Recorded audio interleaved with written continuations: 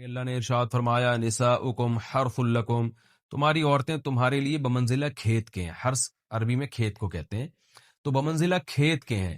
جیسے بیج ڈالا جاتا ہے کھیت میں اور اس سے پیداوار بڑھتی ہے، تو عورت کی جو ایک حیثیت ہے، نیچر نے جو اس کی ایک حیثیت متعین کی ہے، وہ بھی ایک نسل بڑھانے کا ذریعہ ہے، جس میں مرد کا جو اسپم ہے وہ بطور بیج کے ہے اور جو اولاد ہے وہ ایک پیداوار. تو اللہ نے یہ یاد رکھیں، اس آیت کو نا بہت سارے غیر مسلموں نے عورت کے خلاف بہت نیگیٹیوٹی پھیلائی ہے کہ دیکھو اسلام عورت کی توہین کرتا ہے، اس کو کھیتی سے تعبیر کرتا ہے. تو کچھ لفظ کسی اور زبان میں جب وہ جاتے ہیں نا تو وہ توہین کا معنی دیتے ہیں. عربی میں جو حرث کا معنی ہے یہ تعظیم کے لیے ہے، توہین کے لیے نہیں ہے. اردو میں جو کھیتی کا معنی ہے وہ توہین کے لیے استعمال ہوتا ہے.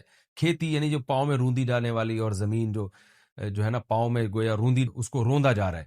تو اس لیے اس کا اردو میں بالکل اسی طرح جو لوگ ترجمہ کر دیتے ہیں کہ عورتیں تمہاری کھیتیاں ہیں، تو یہ ترجمہ میرا خیال ہے اس لیے درست نہیں ہے کہ اردو میں اس کا مفہوم ہی چینج ہو جاتا ہے. یعنی گویا ایک عزت کے لیے جو لفظ اللہ نے استعمال کیا وہ ذلت کا ذریعہ بن جاتا ہے.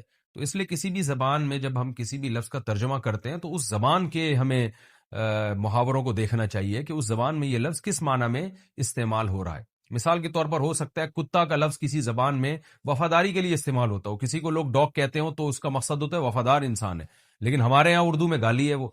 اور آپ بولیں کہ بھئی وہ فلاں قوم ڈاگ کہتی ہے تو ہم کتا کہیں گے، تو آپ جب اس کا ترجمہ اردو میں کریں گے تو کتے سے نہیں کر سکتے.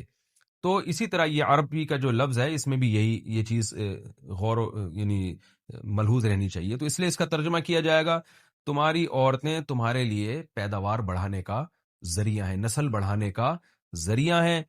فاتو حرثکم، تم اپنے اس نسل بڑھانے کے ذریعے کے پاس آؤ، انا شئتم، جیسے چاہو، وقدموا لانفسکم، اور اپنے نفسوں کے لیے آگے بھیجو. یعنی اولاد کی نیت سے آیا کرو زوجہ کے پاس اور آخرت کے لیے انتظام کرو، یعنی اولاد پیدا کر کے جو تاکہ دنیا اور آخرت میں تمہارے لیے، فیوچر میں تمہارے لیے کام آئے.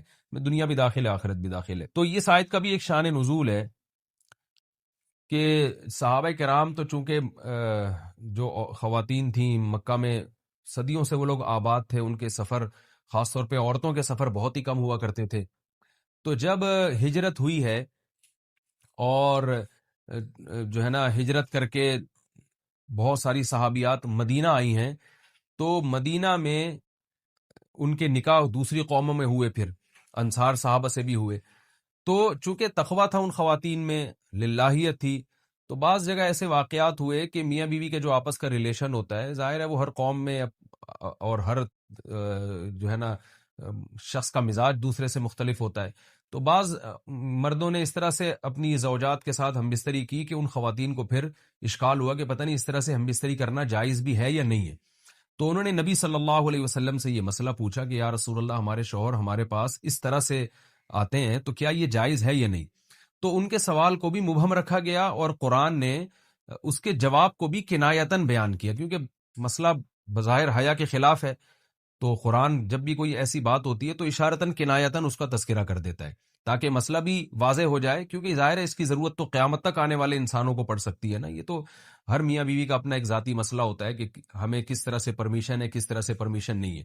تو اللہ تعالیٰ نے بھی اشارتاً ہی اس حکم کو قرآن میں بیان کر دیا، اور قرآن میں اس لیے بیان کیا کہ تاکہ اس میں کوئی اجتہادی اختلاف کی گنجائش نہ رہے.